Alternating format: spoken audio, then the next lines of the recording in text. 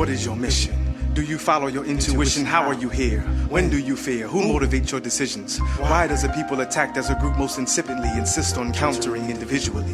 What's the next move for the people of the natural? Relink the chain and do what we gotta do. Talking doesn't feel the basket at the farm. It takes many arms to reverse these wrongs. It takes Test, 1 2 1 2, and we're finally back again.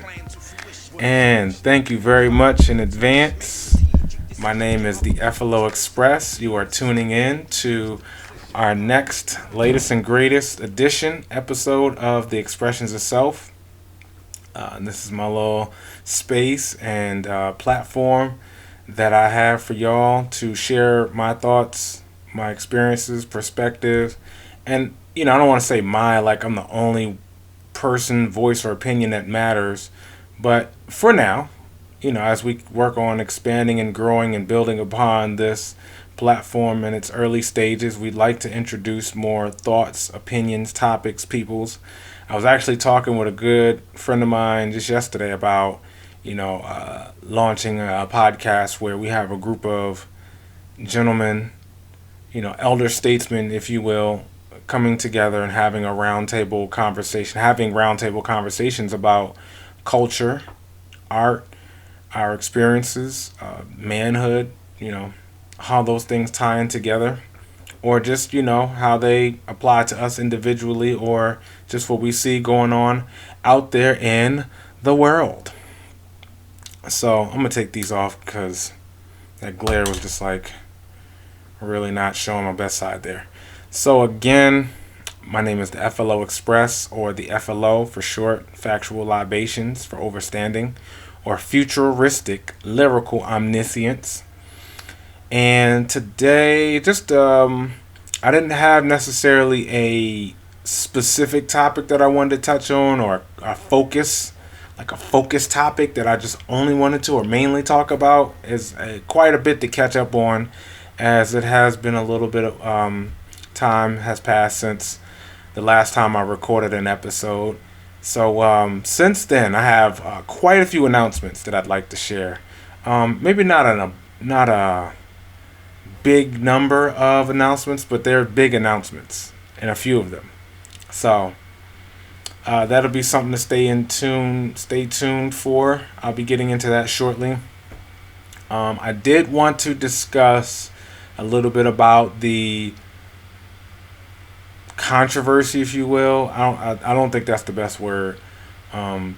Just the fuss, the buzz going on with social media, mainstream media, as well as just the community at large, regarding the whole situation about Ye and Kyrie Irving speaking on, or not necessarily speaking when you're talking about Kyrie, but expressing thought freely about apparently the relationship between dark people and Jewish people, the dark community and the Jewish community. I'm really working on getting away from the word black to describe a group or a nation of people, because you tell me where there's a place on the planet called black, like a country or a continent. Oh yeah, there's Africa, and then there's countries within Africa, Nigeria, Tanzania, or Tanganyika, as it was originally called, Egypt, which was originally known as Kemet, South Africa, the Congo, Mali, Liberia, Sudan, Kenya, Madagascar, Rhodesia, which was named after a European, after the Rhodes Scholar System, but that's another story, another conversation. But they'll identify by the name of the territory in which they represent. Black people don't have a land. There's no black on the planet Earth. There's no country or continent named black. You know what I'm saying? It's a color. And people who choose to identify themselves by a color rather than a land aren't treated like real people. Don't take my word for that.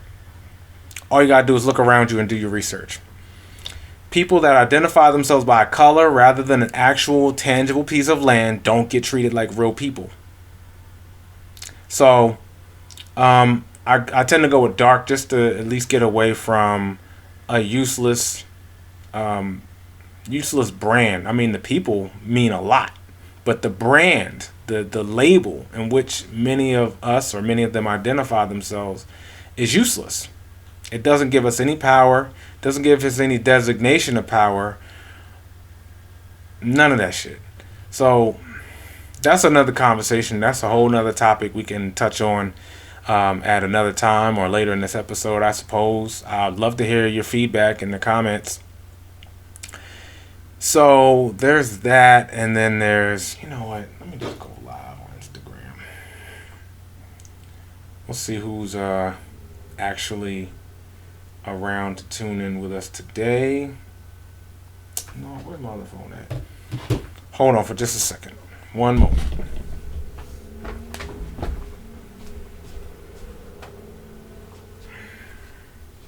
We finna get on live. Who wanna get live with me?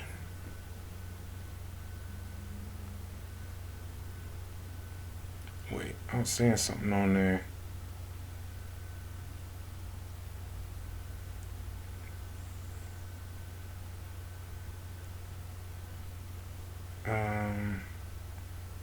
Yeah, that's fine. Alright, I'm finna go.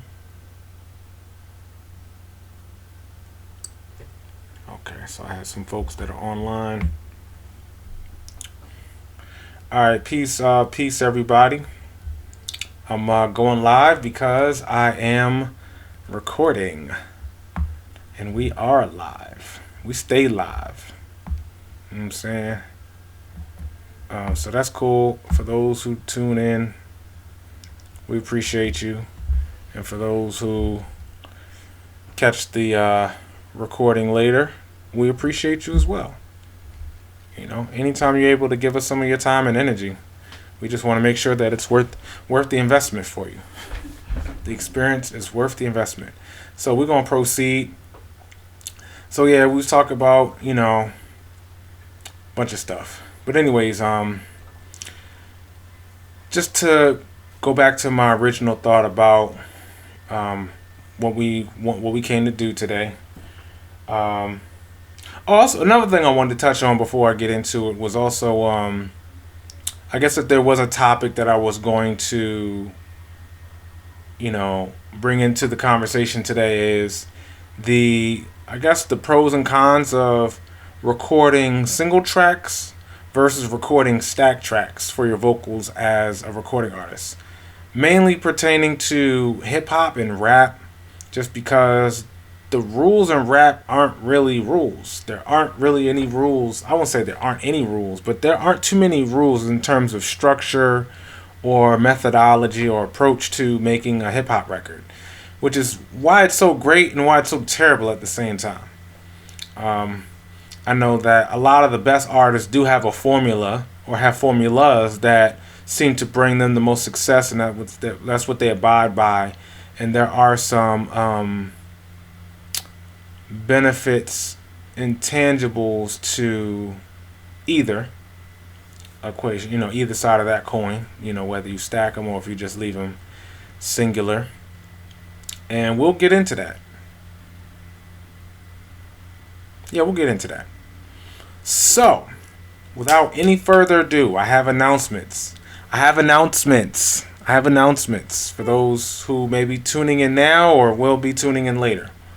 But first and foremost, if you have already subscribed to my YouTube channel, then you may already be aware. If you haven't and you aren't, now's a great time to subscribe to my YouTube channel. Why are you waiting? Why you ain't already went to my YouTube page and click on the button of subscribe so you can stay in the know about anything I'm putting out? When this podcast episode is available, when other podcast episodes that are already made are available, and when future podcast episodes will be available. Because I have a lot to say, apparently. There's a lot going on in between these ears of mine. And also, not just me rapping and shooting the breeze, but I rap and I shoot the beats. But anyways, that didn't come out the way I intended. But I rap, shoot the breeze, and I shoot the boards with beats. So I have a project that's out. It's released, available to the public to stream, free of cost, free of charge. A gift from me to you, and it's a nice little for those who never heard any of my music before. It's a new project.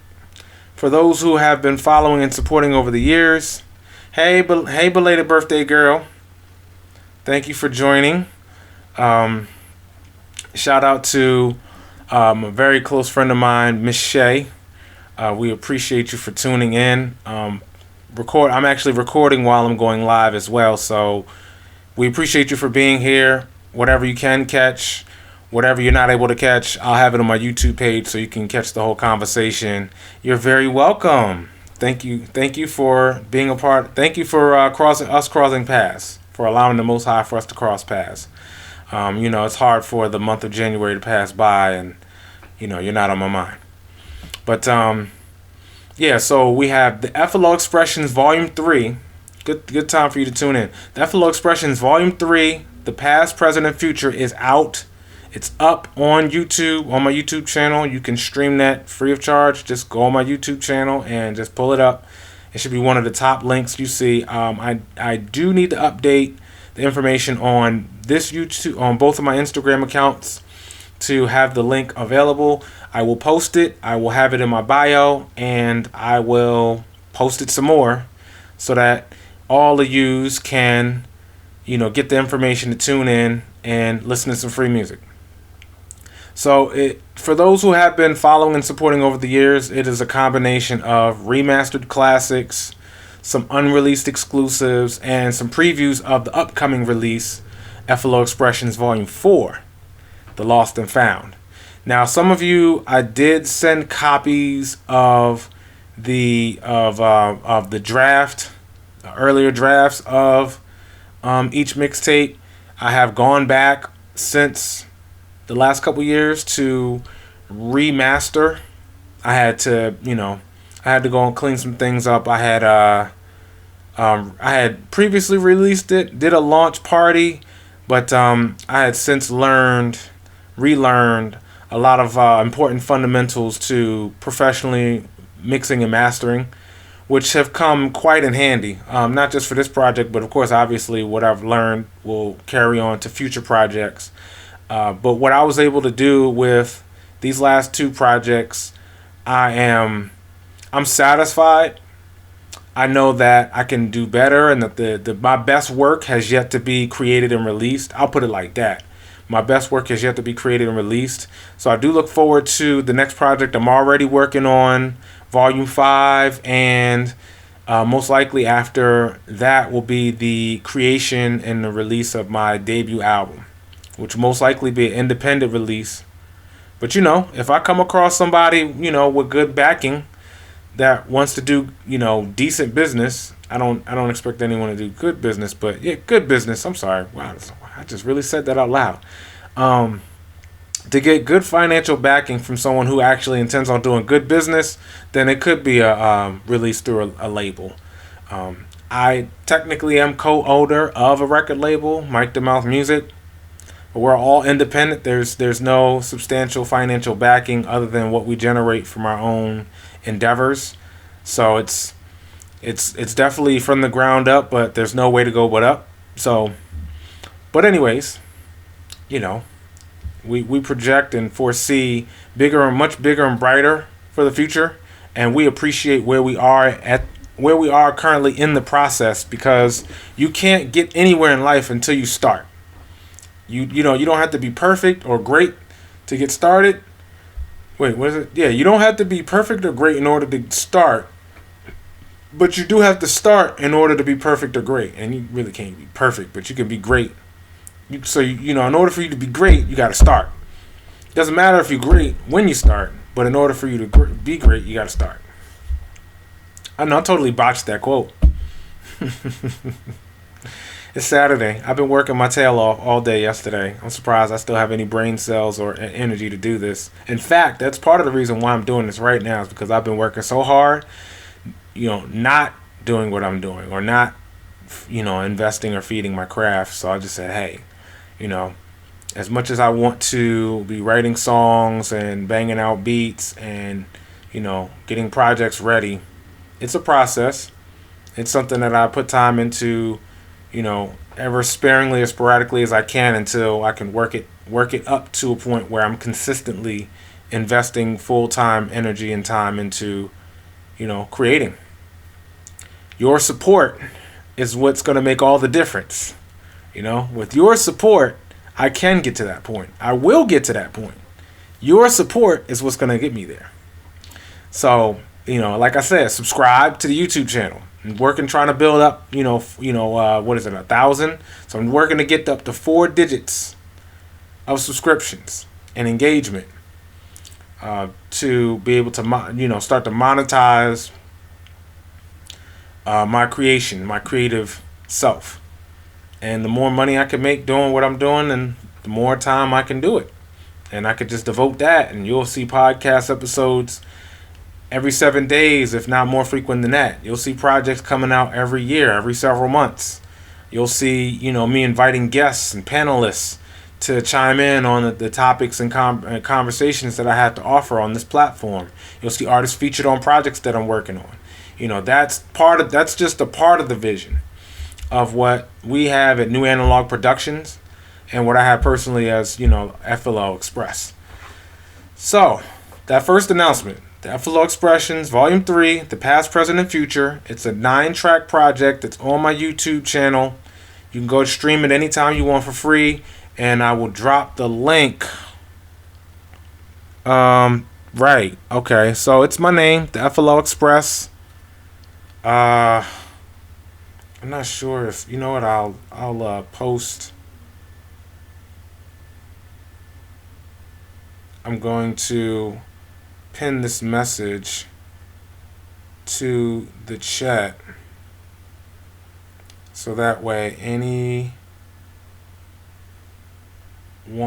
who's currently tuning in can check it out.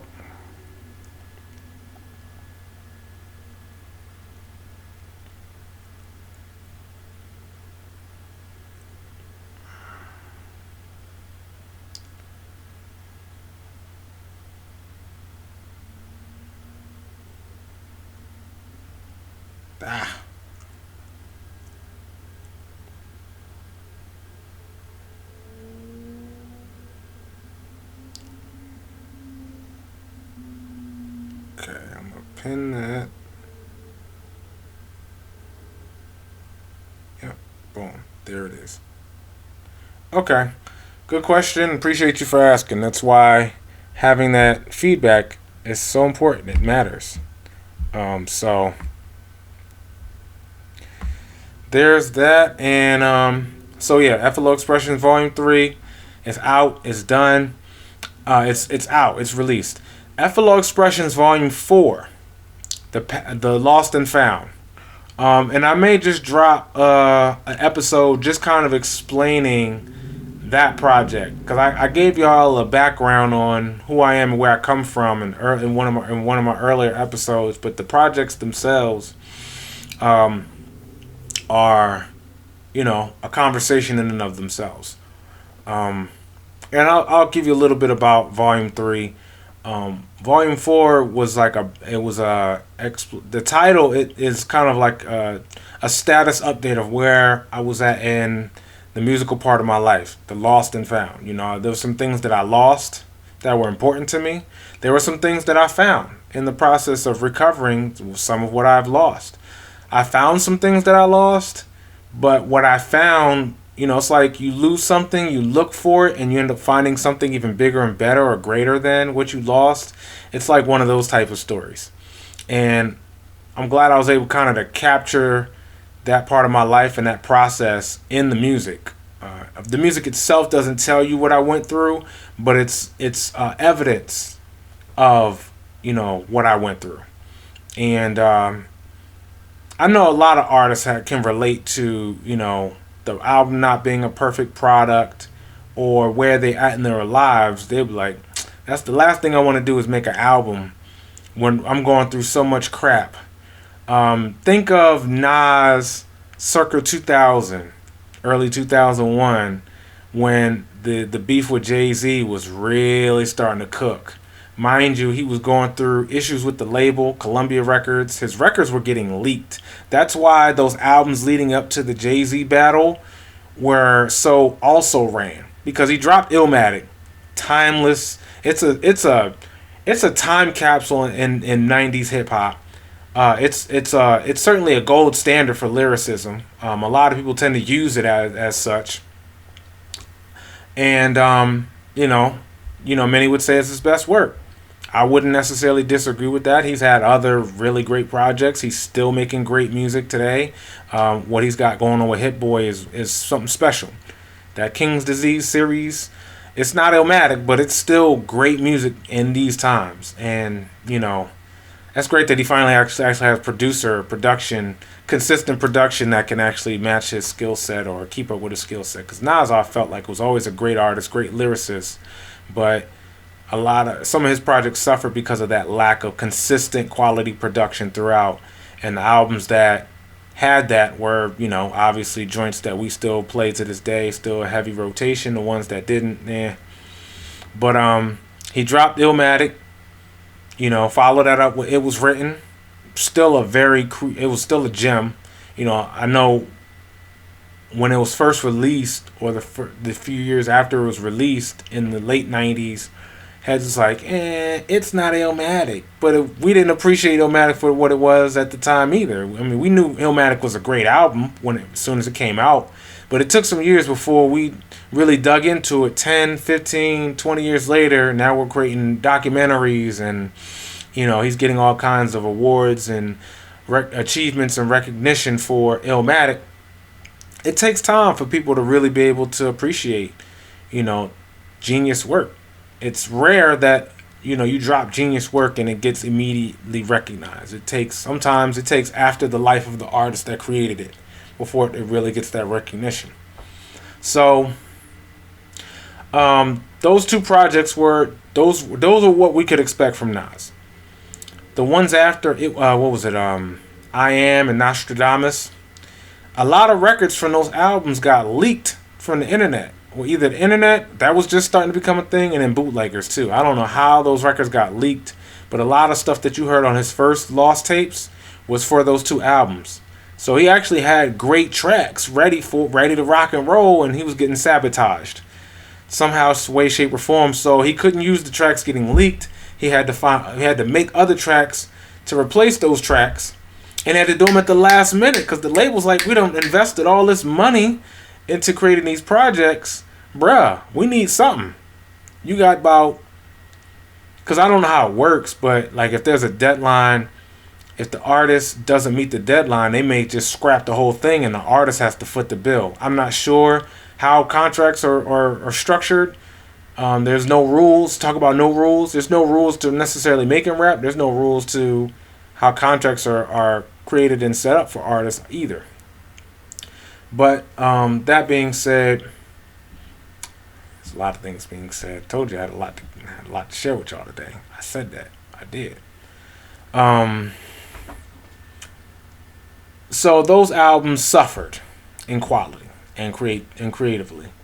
So with Nas's, career in a apparent decline, with his mother falling, fatally ill, rest in peace, Ann Jones, Ashe. And then with the rise of Rockefeller, because mind you, Jay-Z, it kind of sort of wasn't personal, but as soon as Biggie died, Jay-Z was like, the throne for King of New York was mine. It belonged to me. I was, the one standing closest to the King of New York before he fell down. So therefore, I'm the King of New York.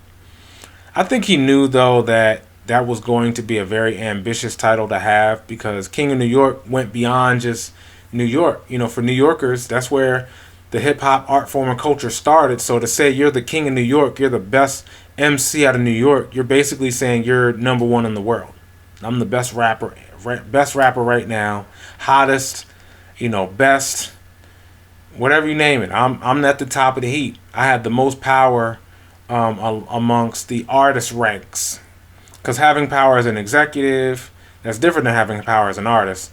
But it's a very powerful position in the culture to be the most powerful, influential artist in hip hop.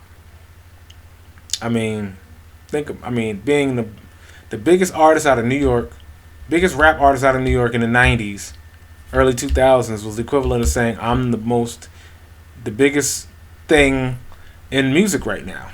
Because New York, that's a big market. Hip hop, that was taken over, already been taken over, the music industry, and to be from where it all started at and to be considered the best, like that, there's a lot of weight, perceived or real, a lot of weight attached to that title, being the king of New York rap. So you can understand when Biggie died why Jay-Z assumed it. It's almost like I'm claiming it. You know what I mean? Whether or not the people agree, I'm just claiming it now and I'm putting my bid in. So I guess what happened was, while he was making that quest to get to the top, Nas was already in his place. I think a lot of the consensus ruled Nas to be the king of New York because, his proximity to Biggie was also very close. Maybe not as physically close as it was to Jay-Z and Biggie, but it was close because Biggie and Nas, they had their rap battles in the mid-90s. Both of them dropped their debuts the same year, and for those who know, the Source Awards at the time had gave Biggie the nod over Nas for Lyricist of the Year. And that was no small deal at all. This is when the Bad Boy Death Row beef was really starting to cook. So Biggie had beef with Tupac and Nas. Although the beef with Nas was just more so on wax. They were just, like I said, fighting for, that respect of being the most respected, highly regarded artist out of New York. Both of them dropped timeless classic debut albums the same year. Both of them had also hired the likes of DJ Premier for production. I know so many commonalities. Both of them are Earth signs. Nas a Virgo. Biggie's a Taurus/Gemini, on the cusp there. But a lot of built-in adversity between those two parties. So they were gunning for the same title, and of course, two things can't occupy the same space at the same time. So, with Biggie getting that Source Awards title, Lyricist of the Year, that was no small thing. In the mid-90s, lyrics very much mattered. So I don't know what the award would be. Its equivalent, Lyricist of the Year by the Sources, was like, that was the hood's version of a Grammy. You know what I'm saying? We real ninjas don't care about Grammys. You know what I'm saying? But, if you get one for, making great music, I don't think that's something that you should ever have to apologize for. It's just, what mattered then compared to what matters now. So they were gunning for that same spot, and Biggie had edged Nas out. So I don't know what started the beef, but it was just basically a lyrical back and forth between those two. And when Biggie died, because Nas was like right there neck and neck with Biggie, they just gave it to Nas. A lot of folks gave it to Nas as the best rapper out of New York after Biggie died. So Jay-Z is claiming and going for a title that many had already given to Nas just based on his position in the game, which I wouldn't say is unfair. However you choose to look at that. If you picked Biggie, Jay-Z, or Nas, either of the three to be the best rapper out of New York in the 90s, you weren't really. There was no such thing as a wrong answer, from what I could gather, because Jay-Z's debut album, which came a couple years later, it's also timeless shit, timeless classic. It's not a 5 mic timeless classic, but it's a classic album nonetheless. 4.5 for sure. I've played it numerous times on repeat. Reasonable Doubt. It's up there. It's definitely up there. Maybe it is 5 mics. I don't know what the Source gave Reasonable Doubt, but if they gave it 5 mics, no doubt. If they gave it 4.5, that's probably right more along with what I would expect. 4 mics is like, that might be a little bit of a diss. we're still just coming out of that golden era of hip hop where everything was a classic. Classic albums were the gold standard at the time. So Nas being at the position Jay's gunning for, at least according to many, so there was going to be a collision course. And then Nas started to decline a little bit because his last two albums leading up to their battles weren't so great. They didn't measure up to his earlier offerings. His mom fell ill, and here it is, Rockefeller is now taking over, the hip-hop scene. You had, Jay, of course, but then Memphis Bleek went gold. Beanie Siegel, I think he went gold as well. But he dropped a classic debut album of his own, The Truth. So it was just really starting to pick up. And I think what rubbed Nas the wrong way was when Jay-Z got on the radio and was like, well, I'm assuming the throne. And it's like, wait a minute. Who told you had that right? That has to be earned. It can't just be, just claimed like that. If anybody could claim the title, then everybody would be the king of New York rap. So I think Nas has some rebuttals on that, on some records. Then Jay-Z has some rebuttals on his records. Apparently Nas went at Memphis Bleek. Bleek fired back. And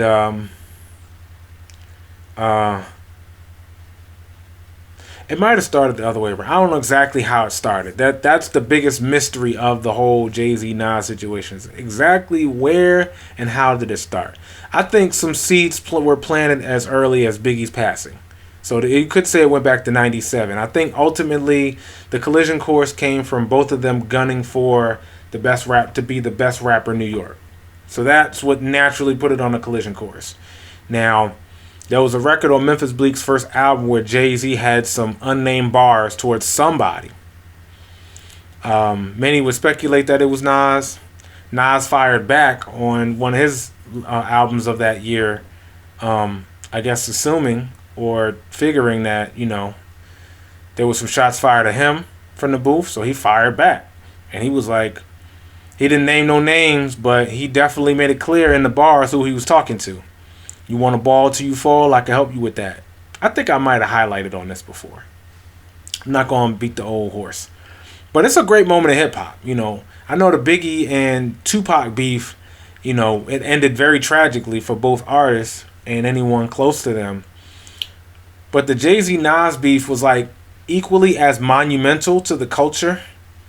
But what we get to enjoy about that is that both artists are still alive to this day to talk their story. I mean, Nas even said it on his latest album, KD3. He was like, I listen I hear Ether, I hear Takeover, and I text Jay-Z like, this ain't over yet. Like, come on, man, don't do the KRS-One MC Shan thing. Like, they're still at odds. Like, come on, no, please. Although, admittedly, I know if Jay-Z and Nas still have some unfinished business, it's most likely going to be in the booth, which is fine because if they have anything for one another, it's going to be fire to listen to. The KRS-One MC Shan beef, it seems very personal, and I would only really trust KRS-One to. Okay, I'm sorry. MC Shan is still a talented artist, but it's just like that beef is not relevant to these times. It's not. And it's like y'all should be that much more in age and closer to the grave to know that, no 2 days are promised. No day is promised to us. That we should just, move our differences aside. Because mind you, they had their beef. They put it aside some years later, and then something came up within the past few years that reignited it for some reason. And even Master Ace was like, no. This isn't. And I think really it's like, we complain about how these younger artists, I'm not that young, but I'm not that old either. These younger artists, we'll get into it over the stupidest, slightest thing, and we want to advocate, conflict resolution and peaceful conflict resolution, but we're still, having 40-year-old beefs pop up over something petty, like relatively petty. It's like, come on. Both of y'all are legends in your own right. Y'all done came up. Y'all done ran through some paper. Y'all got y'all respect. Y'all done left y'all legacy already. Still adding to it, but y'all have already established monumental legacies in the culture of hip hop. There's no reason to still be at odds with each other. But I digress. We pray that we pray that the Jay-Z Nas beef doesn't go the same route. Hopefully that remains resolved. And I think Nas said it kind of tongue in cheek, like, you know, it's just like in my mind or in my heart there's some unfinished business, but you know, we're not finna go at each other's necks or go for each other's families like how we might have did when we was younger. It's just, you know, lyrically, I think that's where it's at. With lyrically, I don't know. There still might be a score to settle there. But I think both artists have grown tremendously since that time. So, I ran off on some real tangents. And I ain't even get through all the announcements yet. So, F.L.O. Xpressionz Volume 3 is out. F.L.O. Xpressionz Volume 4. Did I finish my point about the Jay-Z and Nas beef? Jay-Z and Nas. So, they had their thing. I'm trying to remember what else that was about. If it comes to me, I'm gonna pin it for now. If it comes back to me, I'll finish my thought on that. But yeah,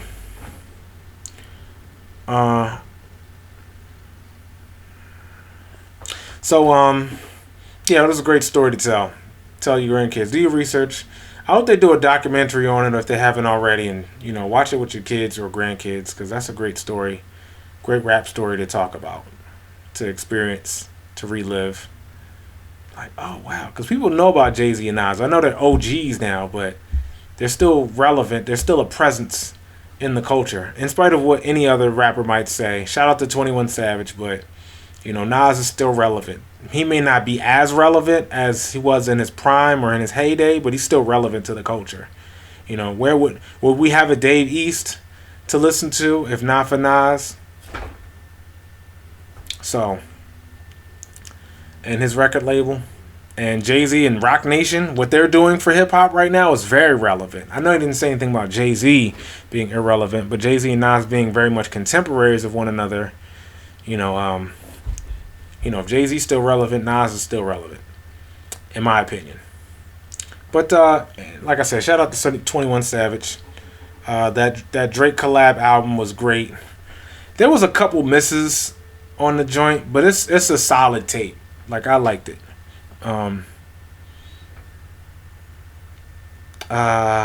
We could get into that a little bit later, I suppose. What was I?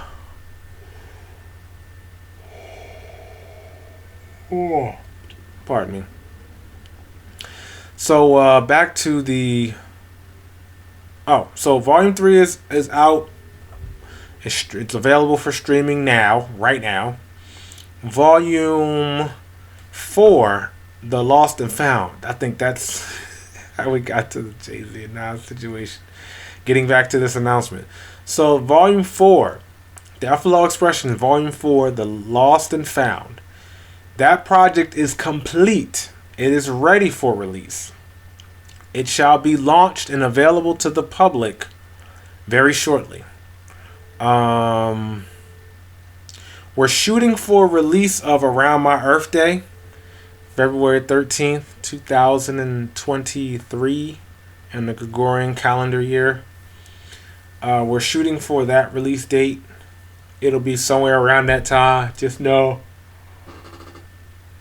that when it's released, I'll tell you. Stay tuned. Hit the subscribe button. Hit the follow button. So that way when I put something out, you'll be able to see it. I'll also be launching several marketing campaigns, advertisement campaigns. One of the things that I see very necessary and beneficial is to have an email subscription list, because social media only does so much. Those algorithms only do so much to drive the traffic that's connected to you to whatever you're saying or doing. You have to I don't know. I'm not going to get into all of that. But you have more control over the traffic, over the people that are, over the control, not over people, but, over the web traffic that is connected to your accounts when you have email.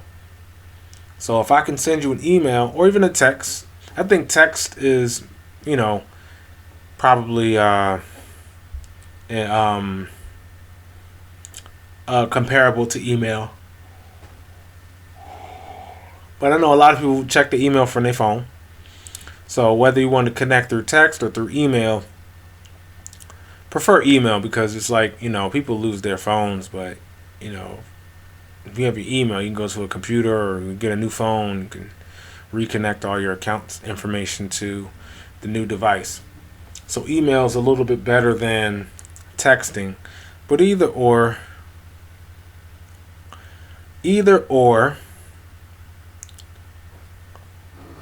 Oh, yeah. Oh. Pardon me. Let me take a quick water break. Didn't realize how parched I was. But yeah, I took a quick commercial. Took a quick commercial break. Email. I'll be also launching a marketing campaign to obtain your email address and text number for contact purposes. So I'll be working on that so that way you'll be able to get updates as they come, not when the algorithms decide to send that to your timeline or feed. It's also cheaper for me. I don't have to spend money on ads as much if I have direct contact with my closest followers, supporters, fans, family. So we'll be working on that as well down the line. But Volume 3 is out. Volume 4 is done. It's ready.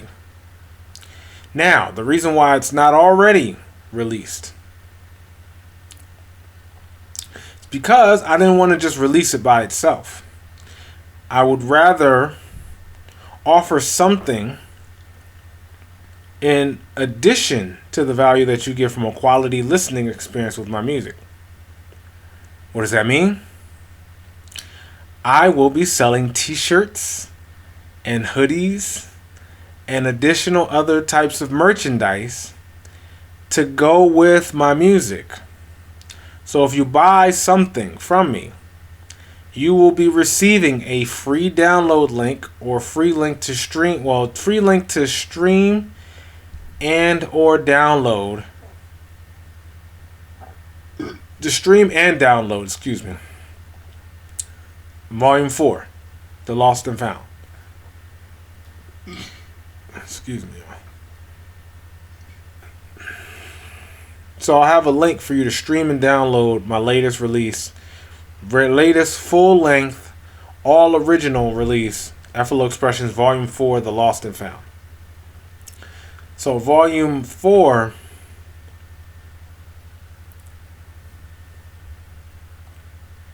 as opposed to Volume 3, a little bit of a hodgepodge, a compilation, or I'm going to say compilation, a collection of tracks that are exclusive for that project, remastered classics, that I made, previously with myself and, esteemed colleagues and contemporaries, as well as a preview of the upcoming release. So that's where the past, the present, and the future kicks in. The past, I gave you some classics, remastered those for this project. I gave you the present, some new exclusive tracks for Volume 3. You're not going to hear them on any other project. And then there are previews of tracks for the upcoming project, the future. So the past, present, and future. So it's a bit of a timestamp of where I'm at, or where I was at, or where I've been at upon making this project. So that's pretty much it. I will say that the opening track, Life at 33 Degrees, was a poem that I wrote on my actual 33rd birthday. And, living in Maryland at the time, Maryland in February is usually pretty cold, so the timing was very appropriate. It was, close to about 33 degrees, especially, in the nighttime. I was 33 years old, and I just said, let me write something because, I hadn't in a while. I just wanted to have something to kind of like, hey, this is where I'm at. Or I just wanted to, put together another piece. So it's a spoken word piece I chose to write and record to open up the project. And then the rest is just great music. Again, it's all new if you haven't heard any of my work before. And there are way more people on this planet that have not heard my music yet than those who have. So then there's Volume 3. Volume 4 is called the F.L.O Xpressionz Volume 4, the Lost and Found. So again, I apologize for retracing my steps here. But I had lost a whole bunch of songs. No, sorry, songs, excuse me. I lost a whole bunch of files for beats and songs that I had previously recorded and made. Because at some point down the line, I was thinking about going back to remaster some of my other projects as well. Kind of glad I decided against that, or that I wasn't able to, because my hard drive got wiped. So a lot of the stuff that I had put together over the years was gone. I had, some fragments of some stuff that I had backed up that I still have. But I had to start from scratch, which wasn't an entirely bad thing, because it forced me to have to move on from what I'd already created. And just, hey, I have the MP3s, but I don't have, the stems. I don't have the vocal tracks to go back and clean and edit and revise my previous work. But what I do have is the knowledge on how to find more sounds that I can use to, get back to production. And I still have the skills to write songs. I still have the equipment to record them. So we're just going to push forward. So what I did was I found determination. After I lost a lot of my old files of my, a lot of files from my previous work. I lost, ideas, intellectual property. But like I said, I found resources that would help me to, replace what I lost and surpass that. And I found that, I found the discovery that, I have more skills than I give myself credit for. I am not the bragging type. Out loud. To myself, that's another thing. But out loud, I'm not the bragging type. So to say that, it's really some substance to that, as opposed to someone just talking to, inflate their ego. So I have more skills than I give myself credit for. The work is what's going to be able to, be the evidence of that. Which was another reason why the project is significant, Volume 4, and the title of it is as well, because I found the need to continue to keep doing what I'm doing and to stay tuned to that. I also lost my partner in rhyme. Rest in peace, Ruffmic. That was a big loss. Pretty big loss. As far as not just a collaborator or someone I could bounce ideas off of, but, a big brother. I really try to get away from the word mentor, but an example. Someone who had more life experience than me. Life experience as well as life experience in the craft. Who had connections. A strong network of individuals who, were very strong and loyal supporters of Precise Science and, the Mic to Mouth family as a whole. I still have some of those connections. Still, I still connect with them connections. Some of them, many of them. But yeah, I lost my partner. I lost my hard drive files. Could have lost my life, lost my sanity. Imagine. But I found, a deeper level of skill in my expression. I found more sounds that would replace what I lost. the sounds. And then I found that me being able to find sounds and find inspiration, come up with new ideas with the refinement that I found to my skill sets, I found out that my best work has still yet to be created. But I'm proud of Volume 4 and what I was able to accomplish, because it's a culmination of the progress and the time invested in my skills. So it's like the skills itself and the time invested to improve upon and hone those skills. That comes out, especially if you had a chance to listen to the drafts that I created when I originally released those projects back in 2021, compared to now, how I released them now. There's a significant improvement just over that period, and I've been working on this for over a decade. Not that project, but I've been working on producing and mixing for over a decade now. But learning how to master and do that professionally and follow a structured process to that, it'll come out in this project. Compared to my previous work that I've engineered and what I'm doing now, and subsequently anything else afterwards, you'll hear a major difference from the time put in. So you have all of that. And Volume 4 again is going to be released with a line of products and merchandise that you can purchase to support the growth and progression of our endeavors as Mike the Mouth Music, the label, as New Analog Productions, the production company entity, and as F.L.O, the artist. We all need your support for us to be able to grow this thing. Again, we're looking to establish a network, a community. There's going to be an educational component to this. For those who want to learn the craft of mixing or mastering, engineering, of music production, of songwriting, of journalism, broadcasting. Our vision is to have these institutions established to be a resource for the community. About managing, marketing.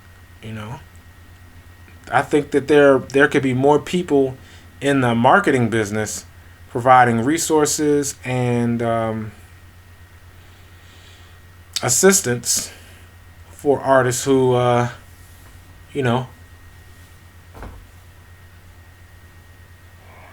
the talent to create impactful music. So we're gonna be wrapping this up soon. I don't plan on having y'all the whole day, but those are two of my major announcements. I have another announcement. So as of yesterday, the day previously, today's Saturday the 21st. So just last night, I got to do something I hadn't done in a while, and that was, I was in front of a microphone. I'm in front of a microphone now. I was in front of a microphone last night. Not saying it's been that has been an incredibly long time since I've been in front of a microphone, but it has been a long time since I've rapped in front of a microphone and recorded that. I know I could probably do something on this right now and give y'all something. I said I was going to drop a 16 for y'all on one of these episodes. It's coming. Be patient. Just keep tuning in. We got plenty more content where this came from. I could do more than just rap on my podcast. Mind you, I'd rather put that energy into writing a 16. Anyways, writing a 16 and putting a beat to it and getting in the lab, and then you could play it over and over again. But I got to record a verse last night, y'all. I was featured. I was asked to feature on a good friend of mine. He goes by the name Severe. It's spelled Savere, Severe. Also a very talented hip hop artist and producer out of Houston, Texas. H-Town. Go down to H-Town. I have a lot of respect for Houston. I would very much like to as of the making of this episode, I have yet to visit. It's on my bucket list of things to do. I think I'm likely to take when I have the ability to take at least 1 strong, 2 strongs, 2 7-day cycles to just travel. I plan on popping up at New Orleans. I've heard Baton Rouge. I don't know. I heard about Baton Rouge. I don't know if I want to go there after dark. But maybe stop by Baton Rouge, visit New Orleans, and then also chill out at Houston. Like to see those areas. So, the brothers from Houston is working on another project. He just released a project, so I'm actually gonna put something in the text on the video for you to check out. My man Severe, he just released a project recently called The Conscious Party. I think it might have been late last year, and I was late to get the update on it, but I'd say between late last year, early this year, he just dropped a project called The Conscious Party. And I was impressed by what he put together. And he said that, his best work is yet to come. But I enjoyed listening to it. I listened to it more than once to really get a feel for what he was saying and where he was coming from. He had a message in a lot of his songs. Lyrics were on point. Production was very much on point. I was able to play it and, not feel like I had to press fast forward to get to the next track or whatever the case may be. And that's a beautiful thing. You know what I'm saying? There are some albums that, it's like every track is fire. It's hard to make an album where every track is fire, but at least if you can listen to everything, just press play and don't press fast forward until you get to the end. That's a great project. I feel like he accomplished that on this project. So if he hasn't hit his ceiling, then that's a great thing to say, and I look forward to his follow up to that. And that's not just because I'm gonna be on it, because that brother makes really good music. Like I said, it's thoughtful, it's timely, it's almost always a message involved, very message orientated, which is something that I would say it's missing, but it's always been there. It's just not. It gets overlooked in today's generation of hip hop, of rap music. And the message it's easier to overlook it because we're so gratified with, the beats that have bounce, the hooks that are catchy, melodies and such.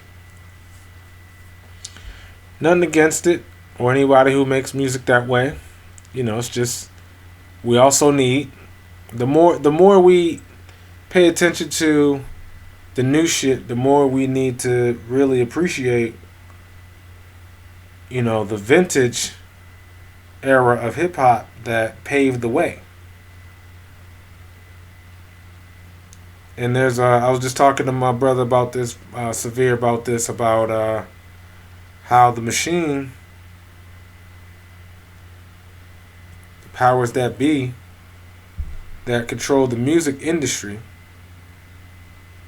not the culture, but the industry, really want you caught up on what's happening now. And the more they put out today's flavor, the easier it is to overlook the significance and from the contributions made by the vintage era, the vintage or the golden eras of hip hop, and how they're connected to what's going on today. I mean, I hear a lot of references and samples from old school hip hop, vintage hip hop, classic hip hop. That's on songs that's getting rotation today. They might have sampled a line, they might have quoted an MC, from something, or they might have used a sample or a loop that was popular, you know, in those earlier generations of hip hop.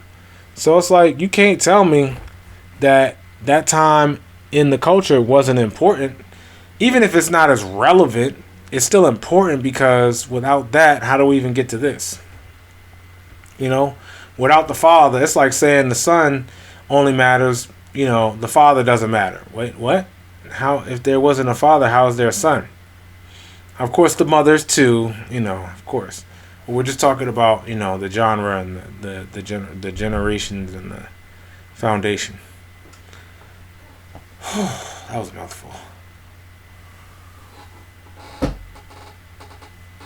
Oh, pardon me. I'm going to edit some of this. Excuse me, y'all. I'm way more tired than I might look. Maybe I look tired. I'll be wrapping this up shortly.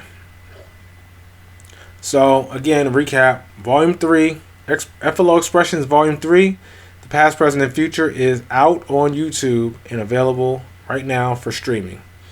Volume 4, The Lost and Found, is done and will soon be released for streaming and downloading. We also have a corresponding line of merchandise that we will be releasing with Volume 4, as well as also for Volume 3 as well. We merchandise for that as well. We're going to continue to give you the latest, greatest, up-to-datest on F.L.O. Xpressionz on the Xpressionz itself podcast platform.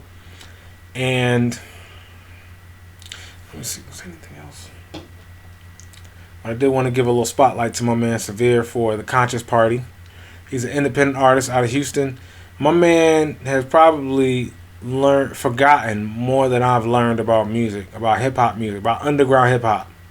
For real, for real. He's really been in the trenches for some decades, you know, mingling. I won't say mingling, but that wasn't the best word, but, you know, in the trenches.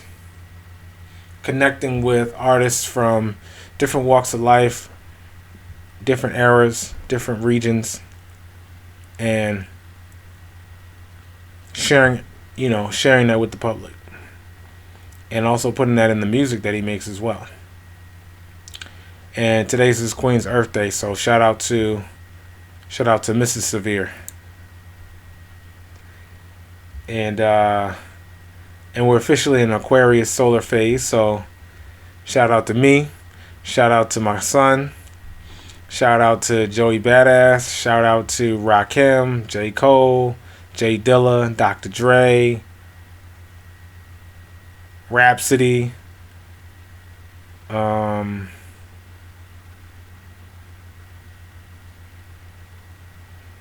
shout out to Rick Ross, shout out to Kevin Gates. We roll deep. Let me see.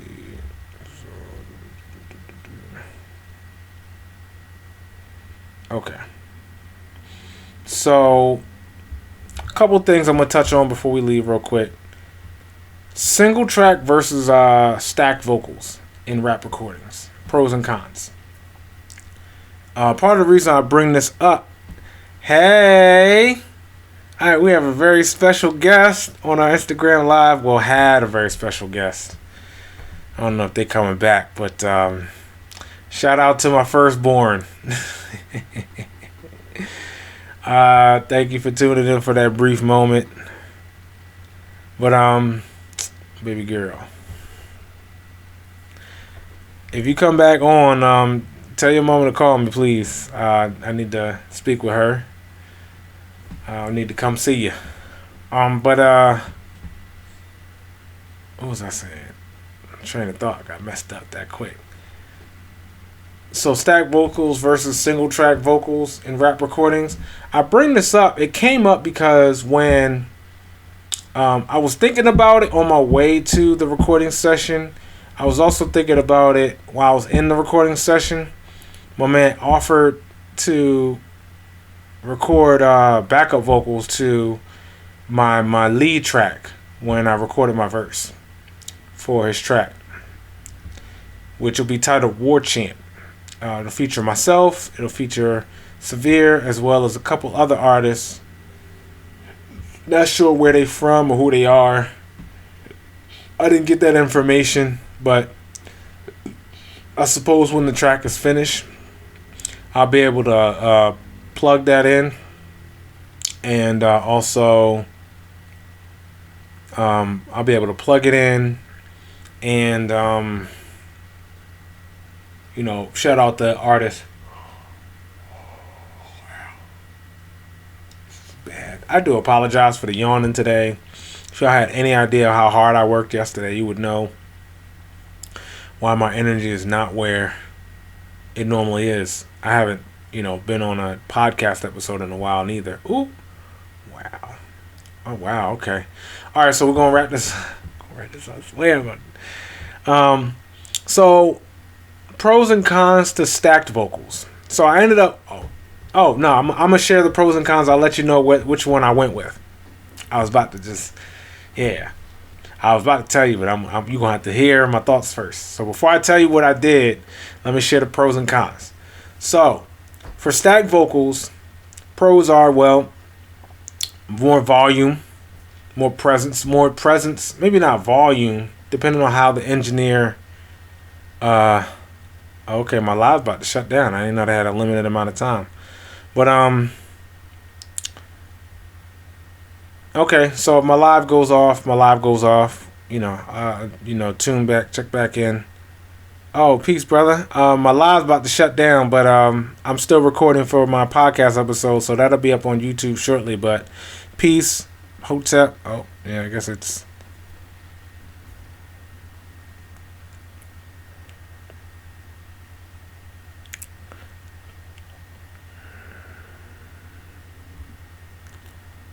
Pardon me.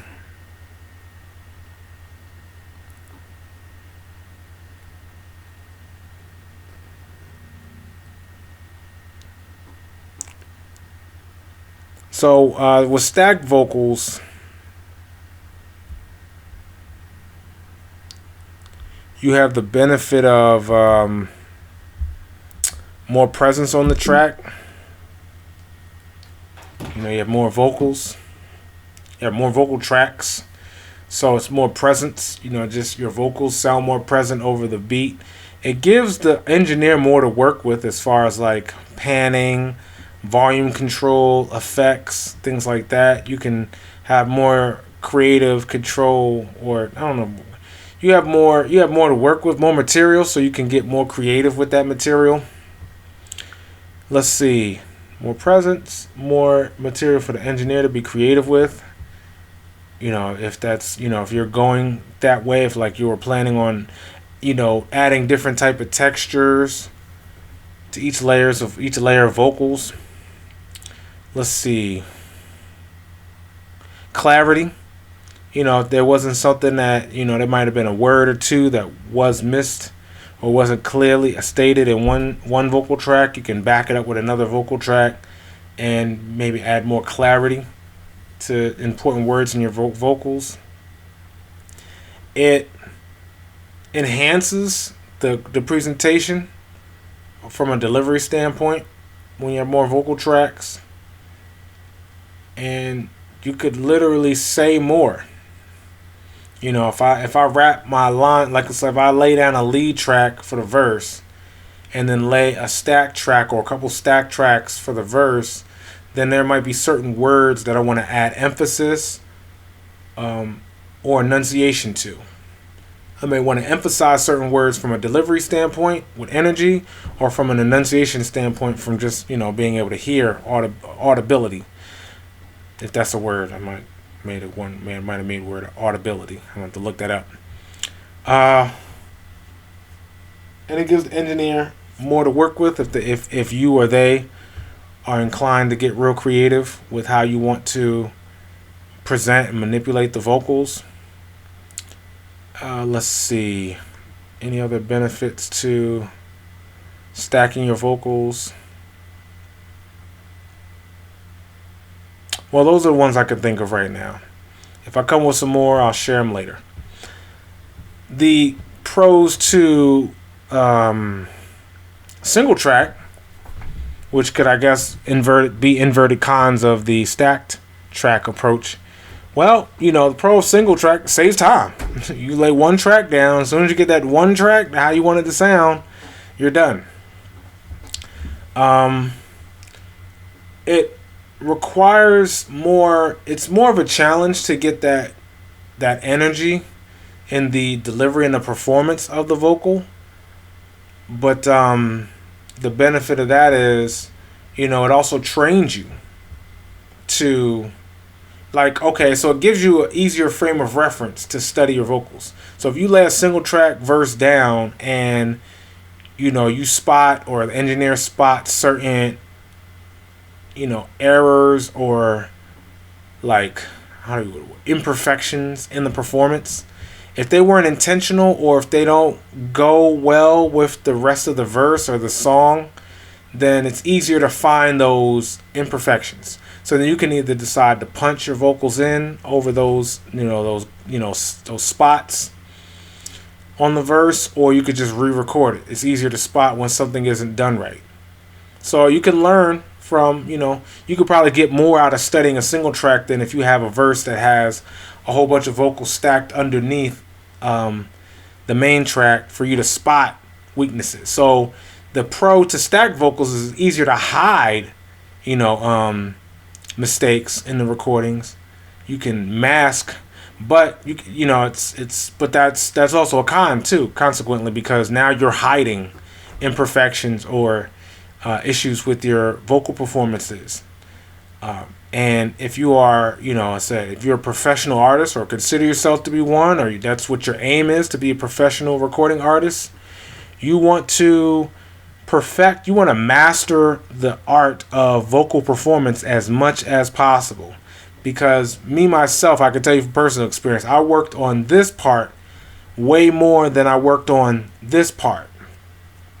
And both of them matter very much, because there are rappers that don't have a whole lot here, but they got a perfect voice for rapping. It's like listen to their voice, you listen to them just because of their voice. There's not much in the flow, or you ain't really feeling the flow like that. But you hear their voice. And I'd like to work with artists that have great voices for rap, for collabs, because, it's a great contrast. You can learn something from them, they can learn something from you, and that chemistry could mesh well for future, projects and recordings. So the stack track, it's harder for you to hide from a single verse, from a single track verse, than a stack track. You really got to be on point. And if you really work on that, it'll get you there. You'll know how to really perform that one track. And if your lead track is tight, if you decide you want to go back and stack it, because that's another thing, another benefit, you can always go back. Although, if you record something, it's your best bet, energy-wise, for it to be the most consistent, is to get everything recorded that same session as much as you can. Now, you could go back and re-record stuff, either pieces or the entire track, at another session, and use that original recording or previous recording as a reference. That's fine. But what I'm saying is, what you plan on using for that one song, is best to get everything recorded in one session, because then that energy will be more consistent. You record something today and then go back later in the month, next month, to record it. You might have been just getting over a cold that first go round, or you weren't as sure of yourself as far as what your identity or what your approach was going to be for that track first go around. You come back a month later and you're like, I done studied. This is how I want I want to sound like this compared to what I actually sound, so on and so forth. Or I needed to re-record this part over anyway because it didn't come out the way I wanted it to. That second go around usually is opportunity to improve or grow or build upon the original session. And that can apply whether you're single track or stacked. That's a benefit for either side. But with a single track, you save time. It's easier for you to see mistakes and limitations in your vocal performances.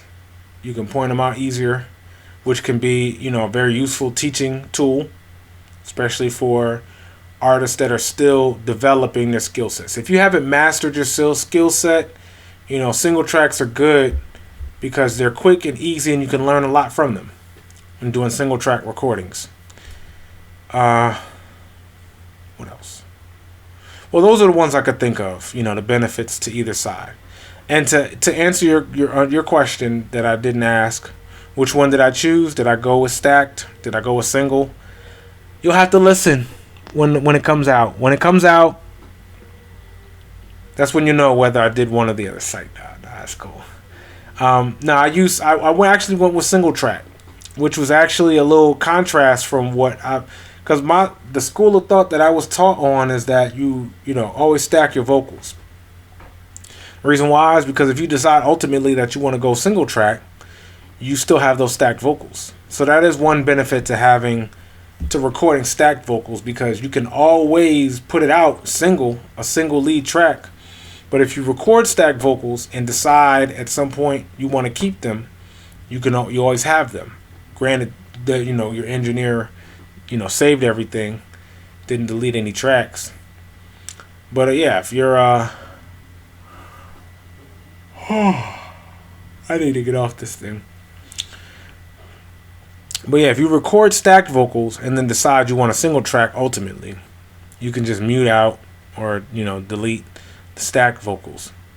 If you record a single track and then decide you want to stack the vocals later, you're gonna have to try to maybe put extra time and effort into matching the tonality and the energy from the previous vocal performance, days, strongs, or months later.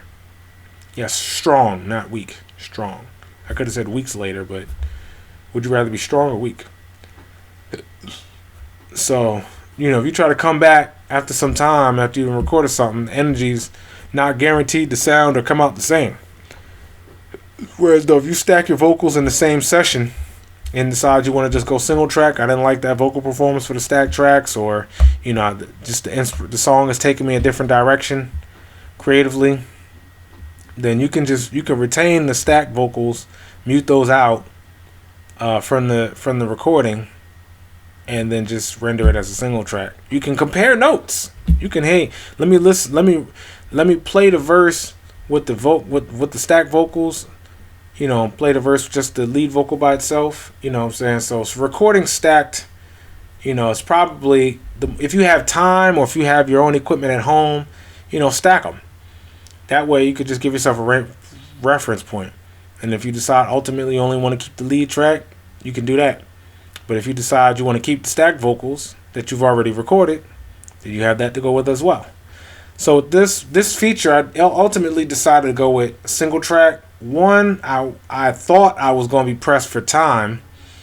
If I knew exactly how much time I had to record, I would have taken my time and maybe offered a stacked track to at least leave behind for reference. I think ultimately, I should have, once I finished the lead and realized that I still had time, I should have just stayed and recorded. I was like, well, let's record another track and then see how that goes. And then if ultimately I have to say scrap it, then we can scrap it.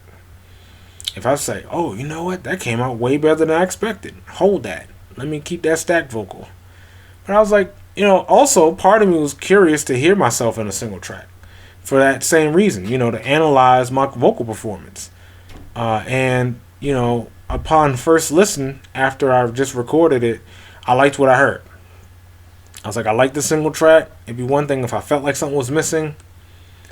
I think my skills that, in vocal performances has picked up some since, these projects that I'm releasing. Because I recorded recorded most of the material for these songs like 2 years ago. So anything I would lay in the booth now, there would be some improvement from that time frame. But yeah, I went single track because I wasn't sure how much time I had, and I wanted to analyze how I sounded like on the single track, because just about everything else I've recorded leading up to this point, songs wise, there was always some type of backup vocal or whatever the case may be, and I wanted to do a single track, switch it up, do something different. And I like what I heard. I was satisfied with it, so I was just like, at least satisfied enough to see what it was going to sound like, as opposed to, maybe I come back another day, or, No, it's cool. Single track will work. And I'll see how it sounds after my man get a chance to get it cleaned up and mix down and master everything. It'll be interesting to hear what it sounds like.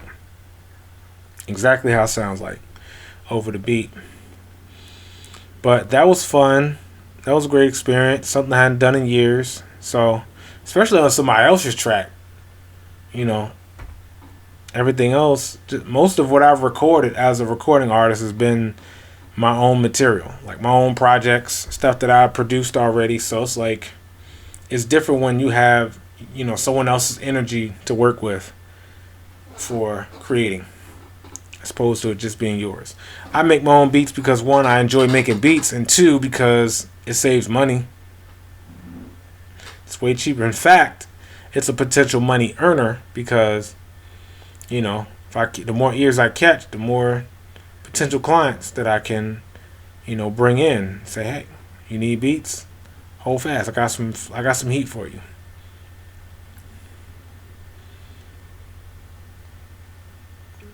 So there's that. And then last but not least, Kanye and Kyrie wanted us to know that, there's a lot of hidden truth about the relationship between, especially economic, the relationship between, first of all, the relationship between dark people in the Jewish community is primarily, if not almost entirely, financially driven. And I think we all know, or aware, or have seen who is the primary benefactor of that relationship. It ain't dark people.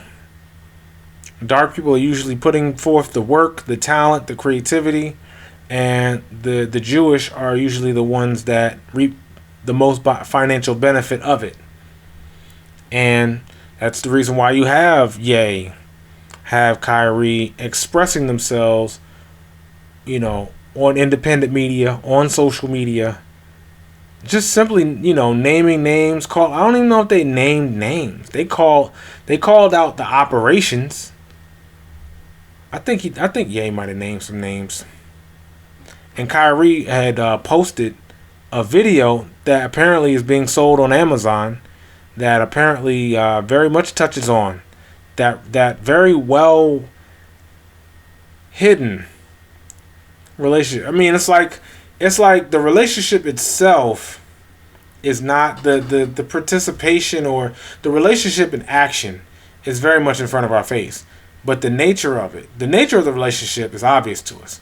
The relationship itself, the context of it, how it got started, how it works, that isn't obvious. That's been very well hidden. And some folks can see right through the facade. They can see through the veil. Say, hey, we see y'all back there. We see the man behind the curtain, pretending to be the Wizard of Oz. We need our shit back. And it's not even so much like we gotta take our shit back, we gotta go to war, or we gotta, rack up some bodies. Now, for the sake of defending what's ours, some blood gonna have to be shed, most likely. And it's sad because as much as we talk about how we don't need to be killing each other, for those who are willing to jeopardize or compromise the objective that benefits the collective in the dark community, those need to go too. So if you're too afraid to step up for the cause, or you willing to snitch, rat, or switch sides when convenient, yeah, you need to be done away with, because the objective is greater than any individual that's a part of it. And if you ain't with the program, then you need to be permanently excused. So let what them brothers had mentioned be much needed dialogue starters, because they're putting their careers on the line to speak a much needed truth. Very well hidden, long hidden truth that needs to be exposed and brought out in the open. And what it did in a number of ways is it exposed people too, because there were people that were willing to remain complacent, complicit, and silent in the exploitation of our people, because they would reap some little benefit from keeping their mouths shut. Well, unfortunately, we ain't all comfortable in eating just because you are.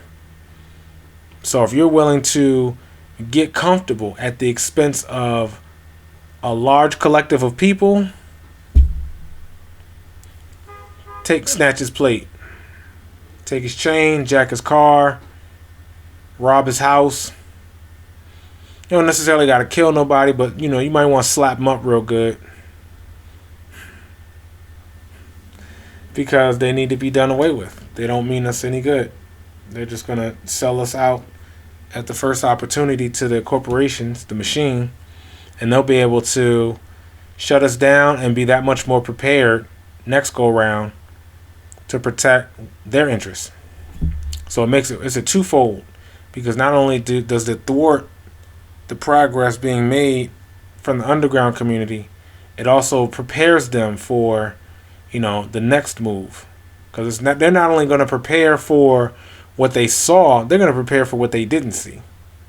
I'm like, oh well, I noticed that while we were analyzing everything, they could have also hit us from this angle or that angle or that angle. So we're going to have those angles covered, so that by the time the next Messiah steps up to say, this is how we're going to hit them where it hurts, they're already ready. They're already ready for the counterpunch. That's what the sellouts do. That's what the Uncle Toms do. They aid and benefit the enemy while pretending to be part of the collective. They need to be done away with. They are detrimental to the growth and progress of the collective. And the more of us that see that, the more possible that we can have the reality that we see for ourselves, to be free, to be sovereign, to be in control, to be in power and in control of our destiny. We got to do away with the ones who are too afraid to see that through. So afraid that they, rather see it not work, you know what I'm saying, that jeopardize it. Nah, they need to be done. If you're afraid, you just want to sit down and be neutral or not be involved, that's one thing. You can still be an indirect agent of the enemy, but if you're just willing to go straight up to the enemy and snitch, we don't need you. And Kanye and Kyrie, they suffered some setbacks as a result of them speaking up. They were forced to apologize in some way, shape, or form, which I don't agree with. You should never have to apologize for speaking the truth. These people have done dirt. There's dirt on their hands. Their hands are not clean. And they're not saying that go get these people or go sue these people or bring harm to them. All they said was, hey, these are people that we've identified with dirt on their hands. And because of that, their careers got threatened. Only because, they don't have the leverage to go against these systems, these institutions, these systematic institutions or institutionalized systems that are used to exploit our people for the benefit of others at our expense. And they blew the whistle. They called folks out on their bullshit. But they did have to kind of take a step back, just so that way they could still have some contingency in their own lives, because those types of truths are highly controversial in a world of deception. Kyrie not being a songwriter, but having enough influence that whatever he says is going to sway the public opinion, or be, it's going to draw a lot of conversation and interest in the court of public opinion. But Ye being an actual songwriter in the music industry is just one of many major platforms in which that type of relationship is exercised on a daily basis, where the Jewish people are collectively working as a entity, as a collective that exists on paper, probably even more so than in person, that know how to maneuver through the legal and economic systems to position themselves to be in power, to have leverage. They already got the bag, so they're house money. But they work together as a collective to become house money. The rapper that's looking to get a deal, some of them are thinking collectively because they'll sign as an individual, build up some cachet and build up some credibility, and then joint venture with the same label or another label to offer opportunities for their constituents. And that's a step in the right direction. Once you could do that independently, independent of major corporate labels, then it's easier for you to operate under your own terms. When you have a collective working with you, you can do way more than just yourself. If you have a collective of artists, as well as managers, attorneys, accountants, street team, DJs, what I'm saying, folks that can arrange travel for tours. When you have that team assembled on an independent tip, you are killing the game.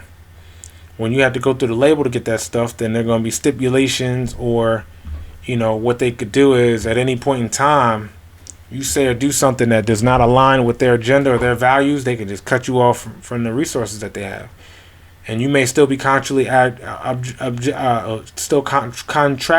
obligated to produce the same, whether you have those resources that they have or not.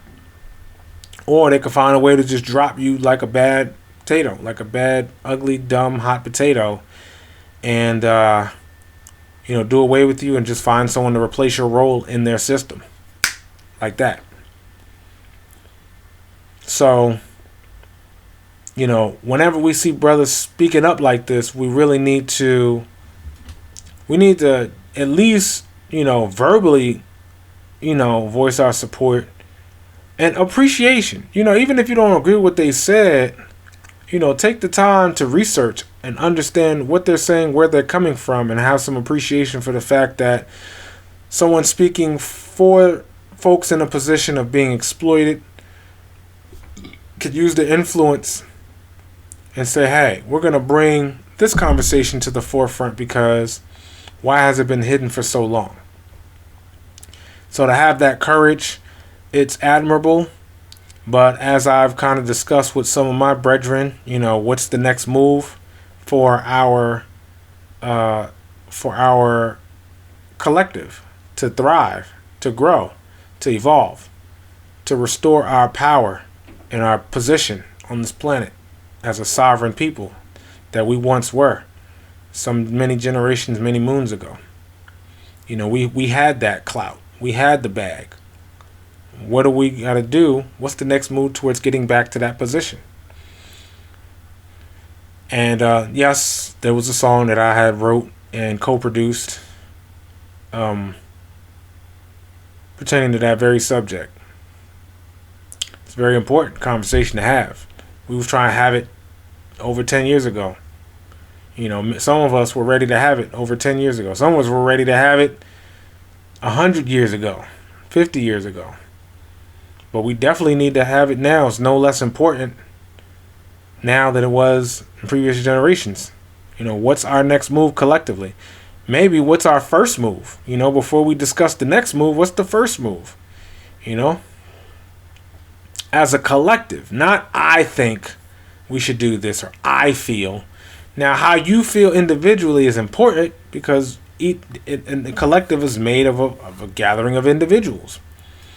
But as opposed to emphasizing whose opinion matters the most, or what makes sense for the collective, what's in the best interest of the collective, is how we need to think and how we need to operate with our actions. Our consciousness needs to be raised to a point where we are working and moving and thinking as a collective, even in our own individual minds and in our activities and endeavors. How is my daily routine set up to benefit my people in the long run? And it doesn't have to be the whole day, but something you do for 30 minutes out of that day on a regular basis to benefit your people as a collective must be considered by each individual of the collective if the collective is going to thrive and grow. Because the thing about it is, right, the original Jews, they weren't pale in skin. They were quite melanated. And one thing that the Jewish got from the Jews is the power to think and move as a collective. And not just right now, but for several generations beyond. And that's how they were able to get to power and remain in power in the dynamics in the relationship of peoples who are rich in talent and creativity and work and in other ways that have not thought collectively on how to harness those resources to their benefit as a collective. And that's being taken advantage of. Has been and continues to be taken advantage of in a major way. And if it takes a couple celebrities to sacrifice their careers for us to, open our eyes up and move accordingly, so be it. If we were thinking more like a collective, they wouldn't have to sacrifice their careers.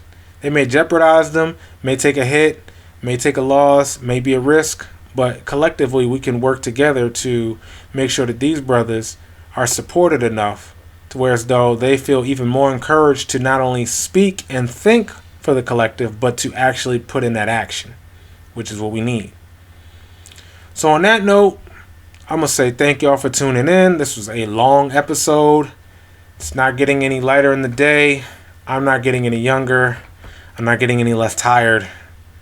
But I do appreciate y'all for listening, for tuning in, for participating, for being present, for showing up, for supporting. Again, Volume 3 is out now. Volume 4 is on the way. It's ready. It's done. Merchandise will be there as well. Look out for my most recently recorded feature. Hopefully the first of many more to come in these coming days, weeks, and years. Strongs in months and years. And there'll be more coming. I'm in the lab. I'm in the lab cooking up some production as well. So artists, get at me. If you need boom bap, if you need trap, if you need R&B, get at me.